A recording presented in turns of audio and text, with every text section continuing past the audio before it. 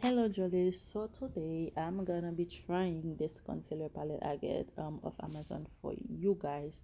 Using this light shade, I'm gonna go under my eye and the T-zone area. Okay, if you're new to my channel, welcome. Please go ahead and subscribe. Okay, only if you want to, but I promise if you do, you won't regret it.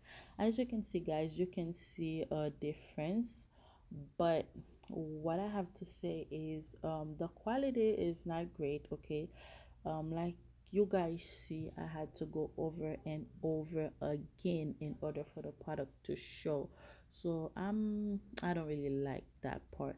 And when you're trying to build the product for more coverage and all that, it's give like a white cast, which again I'm not a big fan.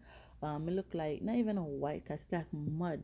I don't know if you can tell right now. It's like you can see I have something under my eye, but the quality, I'm not a fan. So yeah, using that shade, I'm using it as my foundation. Look a little bit better. I don't know if it's because it kind of match my complexion and all that, but it look a little bit better. As you guys know, cream products supposed to give you like a natural seamless skin like finish. With that, I didn't really get that. Your girl thought that was a blush. Yep, I thought that was a blush. I mean, you can use it as a blush, but it's color corrector, like to conceal your dark spot. So yeah, I didn't touch that. I go ahead with one of the darkest shade as my contour.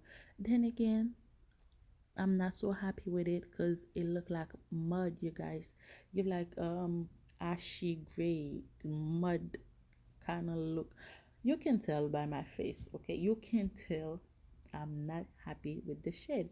But yes, I'm gonna give it another try, you guys. I'll go ahead and try the product again so I can give you guys my final thought on this product.